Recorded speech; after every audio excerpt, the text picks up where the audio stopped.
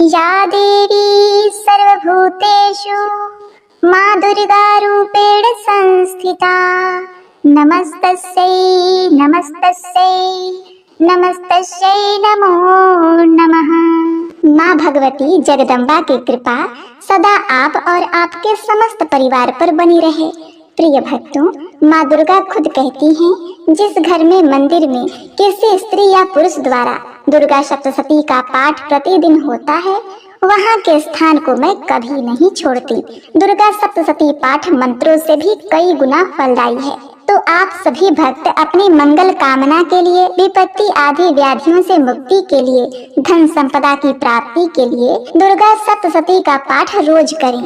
ओम दुम दुर्गाय नमः। प्रतिदिन अध्याय का पाठ करने से पहले दुर्गा कवच अर्गला कीलक पढ़ेंगे, फिर आगे का अध्याय, इसके बाद माँ दुर्गा की आरती और फिर क्षमा प्रार्थना। यह नियम होता है क्योंकि ब्रह्मा जी ने कहा है कि यदि दुर्गा कवच अर्गला कीलक के बाद श्री दुर्गा सप्तशती का पाठ या श्रवण करें तो साधक की दिनों दिन उन्नति होती है। तो भक्ति भाव से नमाण मंत्र का उच्चारण कीजिए। ऐं ह्लीं क्लीं चामुंडाय विच्चय। सबसे पहले विनियोग है ओम नमः चंडिकाय। माँ दुर्गा के चंडी रूप को हमारा नमन है। मार्कंडेय जी ने ब्रह्मा जी से कहा, हे पितामह, इस सृष्टि में परम गोपनीय, सभी प्रकार के मनुष्यों का रक्षक और अब तक अज्ञात हो ऐसा कोई साधन मुझे बतलाने की कृपा करें। ब्रह्मा जी ने कहा, संपूर्ण प्राणियों का हितकारी, पवित्र एवं परम गोपनीय उपाय तो केवल एक देवी का कवच ही है। हे मुनिवर, उसे आप श्रवण करें। देवी की 9 मूर्तियां हैं जिन्हें नव दुर्गा के नाम से जाना जाता है। उन शक्तियों के नाम मैं अलग अलग बताता हूँ, जो इस प्रकार है। पहला नाम शैलपुत्री, दूसरा ब्रह्मचारिणी, तीसरा चंद्रघंटा, चौथा कुसमांडा, पांचवा स्कंद माता, छठा कात्यायनी, सातवां कालरात्रि, आठवां महागौरी तथा 9वीं सिद्धिदात्री है। जो व्यक्ति अग्नि से दग्ध हो रहा हो, रणभूमि में शत्रुओं द्वारा आच्छादित हो गया हो अथवा भीषण संकटापत्र अवस्था में हो, तो वह मनुष्य यदि जगत जननी माँ दुर्गा के शरणागत हो जाए तो किसी भी अवस्था में उसका अनिष्ट नहीं हो सकता, वह किसी भी विपत्ति में नहीं पड़ सकता तथा वह शोक दुख भय आदि बाधाओं से मुक्त हो जाता है। हे देवी, जो लोग भक्ति युक्त होकर आपका स्मरण करते हैं उनकी दिनों दिन उन्नति होती है। हे देवी, अपने आराधक की तुम निश्चित ही रक्षा करती हो। चामुंडा देवी का वाहन प्रेत, बाराही का महिष, इंद्रिय का एरावत नामक हाथी और वैष्णवी का गरुड़ है। महेश्वरी बैल पर तथा कौमारी मोर पर सवार हैं। विष्णु पत्नी महालक्ष्मी हाथ में कमल लिए कमलासन पर विराजमान है। श्वेतवर्णा ईश्वरी बैल पर तथा ब्रह्माणी सरस्वती समस्त अलंकारों से विभूषित होकर हंस पर आरूढ़ हैं। समस्त देवियां अनेक अलंकारों एवं रत्नों से सज्जित होकर योग शक्तियों से पूर्ण हैं। इनके अतिरिक्त और भी अनेक देवियां हैं जो दानवों के दलन तथा संतों की सहायता के लिए क्रोधाकृत से रथ में सवार रहती हैं। उन देवियों के कर कमलों में शंख, चक्र, गदा, शक्ति, हल, मूसल, खेटक, तोमर, परशु, पाश, भाला, त्रिशूल, उत्तम प्रकार का सिंह, धनुष आदि शस्त्र सुशोभित रहते हैं। उनके शस्त्र धारण का उद्देश्य देवताओं की सुरक्षा, दैत्यों का विनाश एवं भक्तों को अभय प्रदान करना है। महाभयनाशिनी, महाबल, महान पराक्रम एवं महान उत्साह से युक्त हे महारौद्री, तुम्हें प्रणाम है। शत्रुओं को भयभीत करने वाली हे देवी, तुम मेरी रक्षा करो। प्रखर तेज के कारण मैं तुम्हारी ओर दृष्टिपात भी नहीं कर सकता। इंद्रिय शक्ति पूर्व दिशा में मेरी रक्षा करना है। महाभयनाशिनी, महाबल, महान पराक्रम एवं महान उत्साह से युक्त हे महारौद्री, तुम्हें प्रणाम है। शत्रुओं को भयभीत करने वाली हे देवी, तुम मेरी रक्षा करो। प्रखर तेज के कारण मैं तुम्हारी ओर दृष्टिपात भी नहीं कर सकता। इंद्रिय शक्ति पूर्व दिशा में मेरी रक्षा करें और आग्नेय शक्ति आग्नेय कोण में मेरी रक्षा करें। वाराही देवी दक्षिण दिशा में, खड्ग धारणी नेत्रंत कोण में, वारुणी शक्ति पश्चिम में तथा मृग वाहिनी शक्ति वायव्य कोण में मेरी रक्षा करें। कौमारी शक्ति उत्तर में, शूलधारणी शक्ति ईशान कोण में, ब्रह्माणी ऊपर तथा वैष्णवी शक्ति नीचे हमारी रक्षा करें। इसी प्रकार शवारूढ़ा चामुंडा देवी दसों दिशाओं में मेरी रक्षा करें। आगे जया और पीछे विजया मेरी रक्षा करें। वाम पार्श्व में अजिता नाम की शक्ति, दाहिनी ओर अपराजिता, शिखा में उद्धोतनी तथा मस्तक में उमा शक्ति मेरी रक्षा करें। ललाट में मालाधारी, दोनों भावों में यशस्विनी, भ्रूम मध्य में त्रिनेत्रा तथा नासिका में यमघंटा शक्ति मेरी रक्षा करें। दोनों नेत्रों के बीच में शंखिनी, दोनों कानों के मध्य में द्वारवासिनी, कपोल में कालिका तथा कर्ण के मूल भाग में शंकरी शक्ति मेरी रक्षा करे। नासिका में सुगंधा, ऊपरी ओष्ठ में चर्चिका, अधरोष्ठ में अमृत कला और जीभ की रक्षा सरस्वती करें। मेरे दांतों की रक्षा कौमारी, कंठ के मध्य भाग में चंडिका, गले की त्रिघंटा तथा तालु भाग की रक्षा महामाया करे। कामाक्षी हड्डी की, सर्वमंगला वाणी की, भद्रकाली ग्रीवा की तथा धनुर्धरी शक्ति मेरी मेरुदंड रीढ़ की रक्षा करें। कंठ के बाहर नील ग्रीवा और कंठ की नली में नलकुबरी, दोनों कंधों की खड़गनी एवं वज्रधारणी शक्ति मेरी दोनों भुजाओं की रक्षा करें। दोनों हाथों की दंडिनी, अंगुलियों की अंबिका, नखों की शूलेश्वरी और कुछी भाग की कुलेश्वरी रक्षा करें। महादेवी स्तनों की तथा मेरे मन की रक्षा शोक विनाशनी शक्ति करे। ललिता देवी हृदय की एवं शूलधारणी शक्ति मेरे उदर की रक्षा करें। नाभि में कामिनी एवं गुप्तांग में गुहेश्वरी मेरी रक्षा करें। कामिका तथा पूतना लिंग की और महिषवाहिनी गुदा की रक्षा करें। भगवती कटी प्रदेश में तथा विंध्यवासिनी घुटनों की रक्षा करें। संपूर्ण कामनाओं को देने वाली महाबाला मेरी जंघा की रक्षा करें। दोनों पैरों की हड्डी की नरसिंही, दोनों पैरों के निचले भाग की तेजसी देवी, पैरों की उंगलियों की श्रीदेवी तथा तालुओं की रक्षा तलवासिनी करें। दंष्टा कराली नखों की, ऊर्ध्वकेशनी देवी केशों की, कौवेरी रोमावली छिद्रों में तथा बागेश्वरी मेरी त्वचा की रक्षा करें। पार्वती देवी रक्त, मज्जा, चर्बी, मांस, हड्डी और मेदे की रक्षा करें। कालरात्रि आतों की, मुकुटेश्वरी पित्त की, पद्मावती पद्मकोश की, चूड़ामणि कफ की, ज्वालामुखी नख राशि में उत्पन्न तेज की तथा अभेदा शक्ति संधि स्थलों की रक्षा करें। ब्रह्माणी शुक्र की, छत्रेश्वरी छाया की, धर्मधारणी शक्ति हमारे अहंकार, मन एवं बुद्धि की रक्षा करें। वज्रहस्ता प्राण, अपान, व्यान, उदान और समान वायु की तथा कल्याण शोभना शक्ति हमारे प्राण की रक्षा करें। रस रूप गंध शब्द तथा स्पर्श रूप विषयों का अनुभव करते समय योगिनी एवं हमारे सत्व, रज एवं तमोगुण की रक्षा नारायणी देवी करे। वराही आयु की, वैष्णवी धर्म की, चक्रणी यश, कीर्ति, लक्ष्मी, धन और विद्या की रक्षा करें। हे इंद्राणी, तुम मेरी कुल की एवं हे चंडिके, तुम हमारे पशुओं को रक्षण प्रदान करो। महालक्ष्मी पुत्रों की तथा भैरवी हमारे भार्या की रक्षा करें। सुपथा देवी पथ की, क्षेमकरी मार्ग की, महालक्ष्मी राज दरबार की एवं सर्वव्यापिनी विजया देवी भय से मेरी रक्षा करें। हे देवी, इस कवच में जिस शरीर स्थान की रक्षा की बात नहीं कही गई है, उन सभी स्थानों की पाप विनाशिनी जयंती देवी रक्षा करें। कल्याण का इच्छुक व्यक्ति इस कवच का पाठ किए बिना कहीं भी गमन न करे। इस कवच का पाठ करने वाला व्यक्ति जिन जिन स्थान पर जाता है, उसे उन सभी स्थानों पर धन की प्राप्ति, समस्त कामनाओं की उपलब्धि एवं विजय की प्राप्ति होती है। वह मनुष्य जिस वस्तु की इच्छा करता है, वह वस्तु उसे निश्चित ही मिलती है। इस दुर्गा कवच का पाठ करने वाला इस भूमि पर अतुल ऐश्वर्य प्राप्त करता है तथा उसे किसी से भय प्राप्त नहीं होता और वह युद्ध में विजेता होता है। उस व्यक्ति की पूजा त्रिलोक में होती है। यह कवच देवताओं के लिए भी दुर्लभ है। इस देवी कवच का जो लोग श्रद्धा पूर्वक त्रिकाल पाठ करते हैं, उन्हें देवी कला प्राप्त होती है तथा वे त्रिलोक में किसी से परास्त नहीं होते। वह प्राणी शतायु होता है।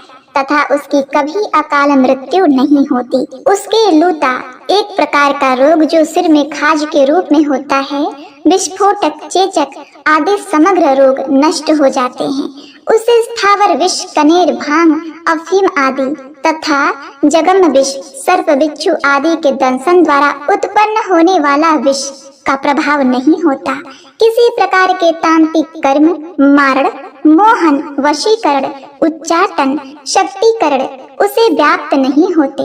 मंत्र, यंत्र, पृथ्वी एवं आकाश में गमन करने वाले ग्राम देवतादि, जलोत्पन्न, उपदेश सिद्धि, समस्त देवतादि, समस्त कुल देवता, कंठमाला, डाकिनी, शाकिनी तथा अंतरिक्षचारी, भूत, पिशाच, यक्ष, गंधर्व, राक्षस, ब्रह्म राक्षस, बेताल, कुष्मांड तथा भीषण भैरवी, समस्त अनिष्टकारक जीव इस कवच के पाठ करने वाले व्यक्ति को देखते ही स्वयं नष्ट हो जाते हैं। इस कवच के पाठकर्ता को राज सम्मान प्राप्त होता है तथा वह प्राणी अपनी कीर्ति से इस भूतल को मंडित करता है। इस कवच पाठ की निरंतर जो सप्तशती का पाठ करता है, वह इस धरती पर तब तक बना रहता है जब तक पहाड़, वन, कानन युक्त यह पृथ्वी स्थित है। इस कवच का नित्य प्रति पाठ करने वाला व्यक्ति देह त्याग के पश्चात महामाया की कृपा से परम पद का अधिकारी होता है।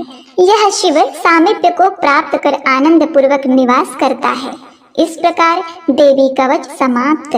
मार्कंडेय जी ने कहा, जगदम्बिका के स्वरूप भूत जयंती, मंगला, काली, भद्र काली, कपालिनी, दुर्गा, क्षमा, शिवा, धात्री, स्वाहा, स्वधा आदि देवियों को हम प्रणाम करते हैं। हे चामुंडे, आपकी जय हो। संपूर्ण जीवों की संताप विनाशिनी देवी, आपकी जय हो। समस्त चराचर में परिव्याप्त हे देवी तथा कालरात्रि, आपकी जय हो। हे मधु कैटव विनाशिनी, हे ब्रह्म प्रदे देवी, आपको नमस्कार है। तुम मुझे रूप, विजय, यश प्रदान करो एवं मेरे शत्रुओं का नाश करो। हे महिषासुर विनाशिनी एवं भक्तों की सुखदायिनी देवी, आपको मेरा नमस्कार है। आप मुझे रूप, यश, जय आदि प्रदान करो और मेरे शत्रुओं का विनाश करो। चंड, मुंड एवं रक्त बीज आदि दैत्यों की विनाशिनी देवी, तुम मुझको रूप, जय तथा यश प्रदान करो तथा मेरी रिपुओं का नाश करो। शुंभ, निशुंभ और धूम्राक्ष नामक दैत्यों की संहारिणी हे देवी, तुम मुझको रूप, यश, सुख्याति प्रदान करो तथा मेरे शत्रुओं का नाश करो। वंदनीय चरणों वाली और संपूर्ण सौभाग्यदायिनी देवी, तुम मुझे रूप, यश और कीर्ति प्रदान करो एवं मेरे शत्रुओं का संहार करो। यचिंत स्वरूपा एवं अचिंत चरित्र वाली शत्रु विनाशिनी हे देवी, तुम मुझे रूप, जय और कीर्ति दो और मेरे शत्रुओं का नाश करो। पाप विनाशिनी हे चामुंडे देवी, जो लोग तुमको श्रद्धा भक्ति पूर्वक नमन करते हैं, उन्हें तुम रूप, यश, सुकीर्ति प्रदान करो और उनके शत्रुओं का दमन करो।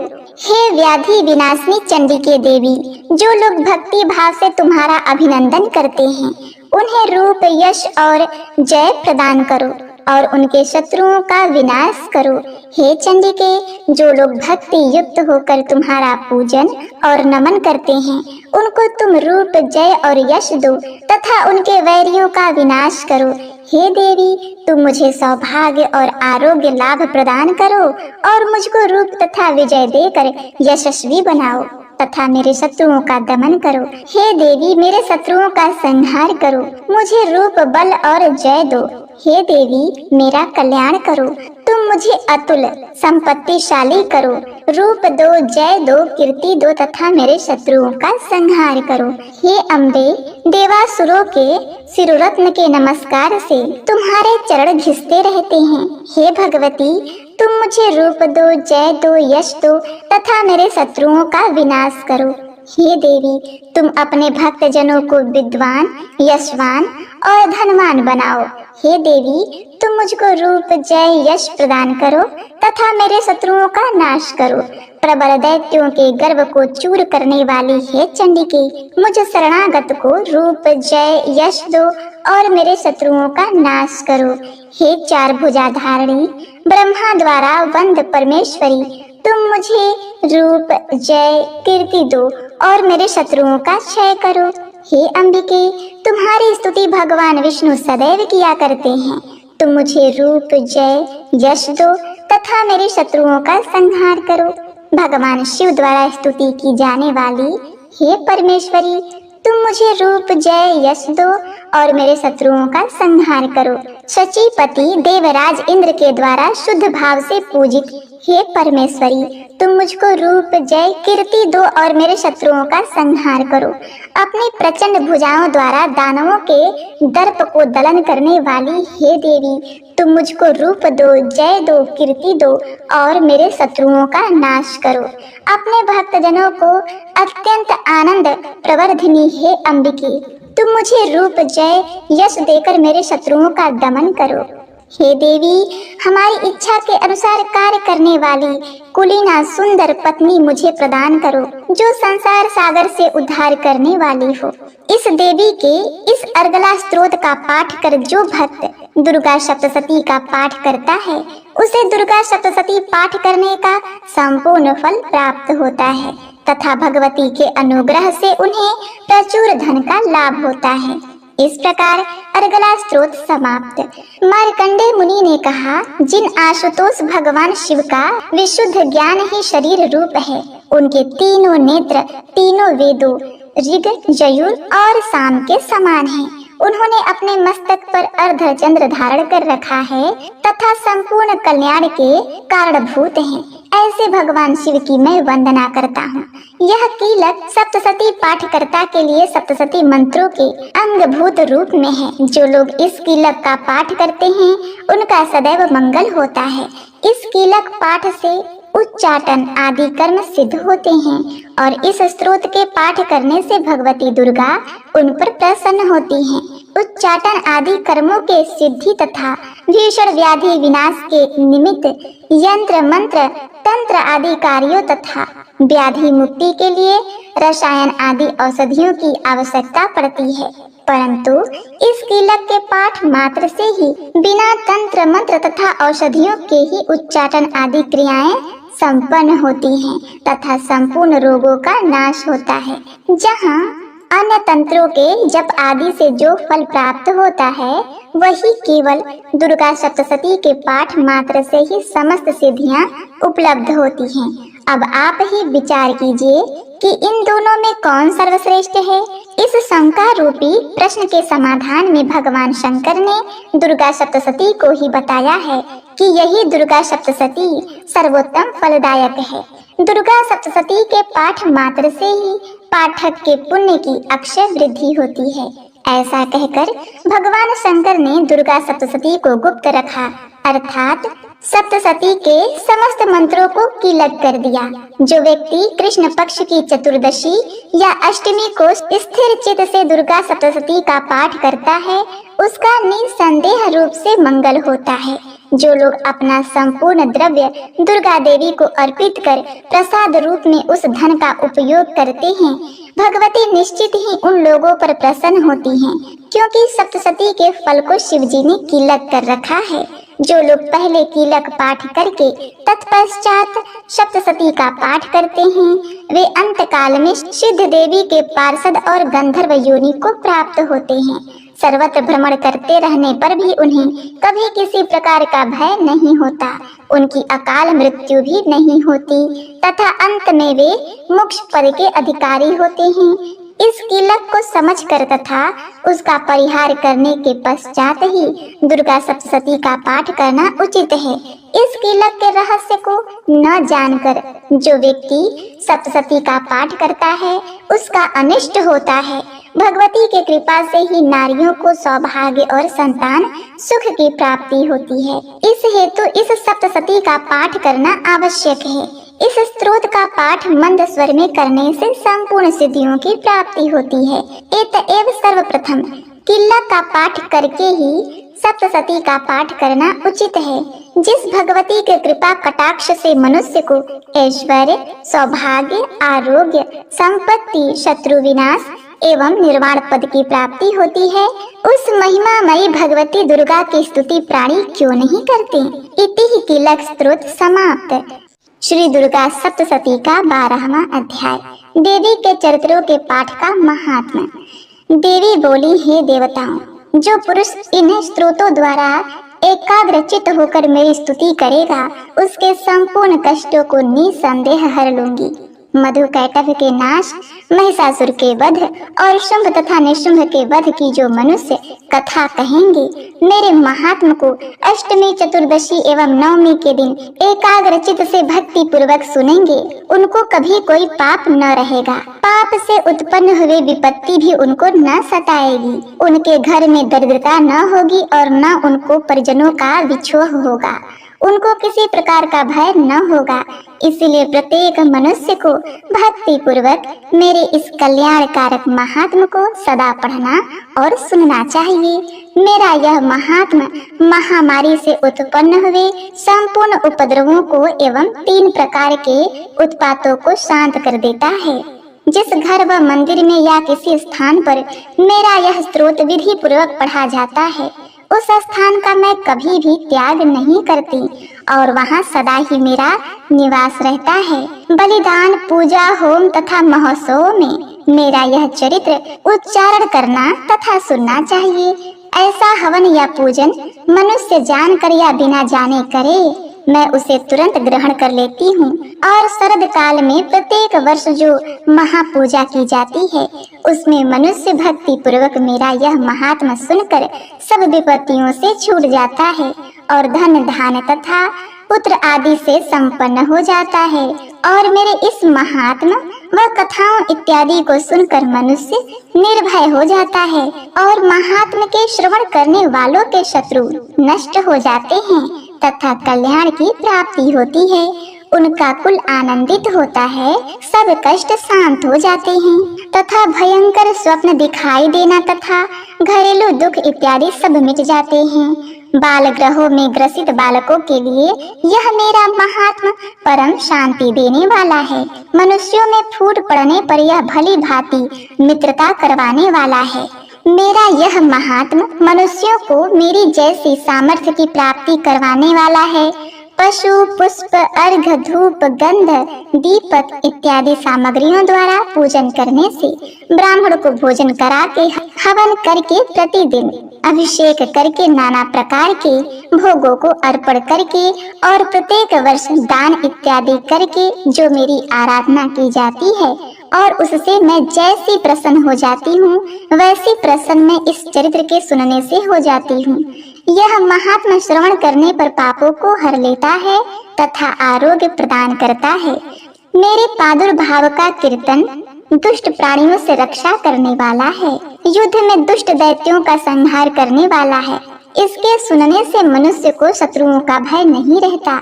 हे देवताओं, तुमने जो मेरी स्तुति की है अथवा ब्रह्मा जी ने जो मेरी स्तुति की है, वह मनुष्यों को कल्याणमयी बुद्धि प्रदान करने वाली है। वन में, सूने मार्ग में अथवा दावानल में घिरे जाने पर, वन में चारों ओर से घिरा हुआ या शत्रुओं द्वारा पकड़ा हुआ, जंगल में सिंहों से, व्याघ्रों से या जंगली हाथियों द्वारा राजा के क्रुद्ध हो जाने पर मारे जाने के भय से, समुद्र में नाव के डगमगाने पर, भयंकर युद्ध में फंसा होने पर, किसी भी प्रकार की पीड़ा से पीड़ित, घोर बाधाओं से दुखी हुआ मनुष्य मेरे इस चरित्र को स्मरण करने से संकट से मुक्त हो जाता है। मेरे प्रभाव से सिंह, चोर या शत्रु इत्यादि दूर भाग जाते हैं और पास नहीं आते।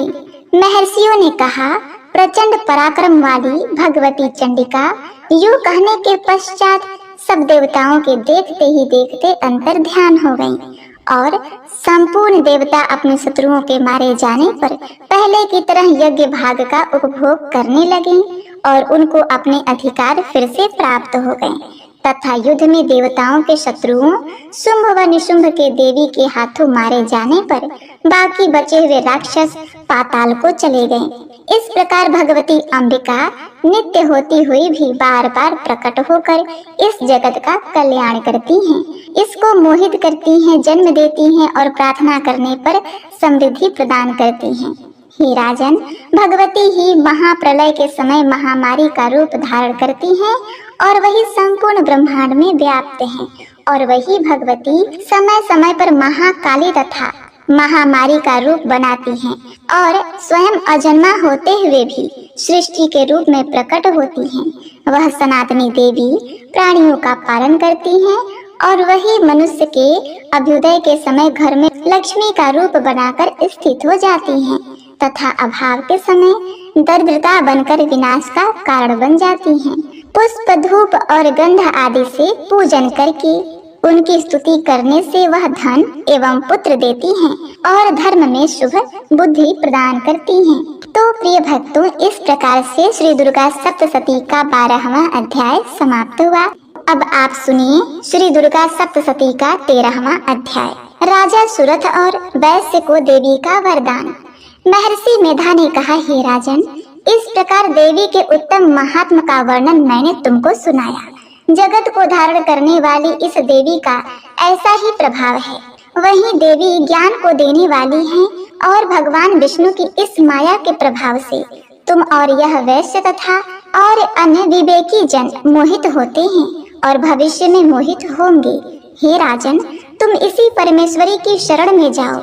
यही भगवती आराधना करने पर मनुष्य को भोग, स्वर्ग तथा मोक्ष प्रदान करती है।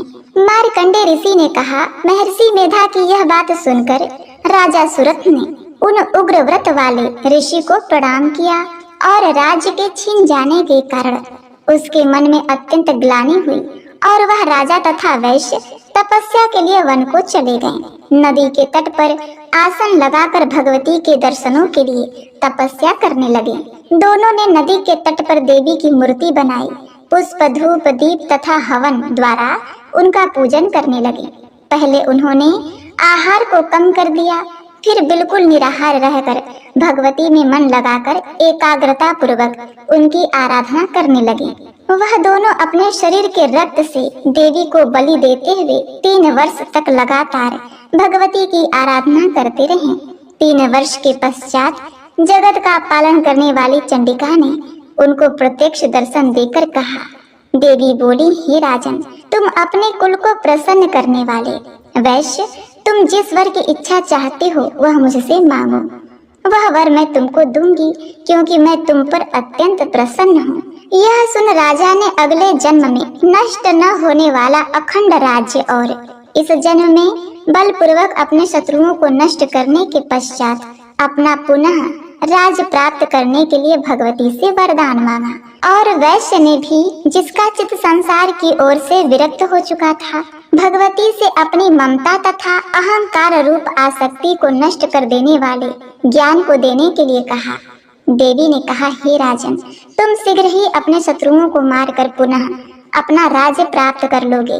तुम्हारा राज स्थिर रहने वाला होगा। फिर मृत्यु के पश्चात आप सूर्य लोक के अंश से जन्म लेकर सावर्णिक मनु के नाम से इस पृथ्वी पर ख्याति को प्राप्त होंगे। कुल में श्रेष्ठ, आपने जो मुझसे वर मांगा है वह आपको देती हूँ। आपको मोक्ष देने वाले ज्ञान की प्राप्ति होगी।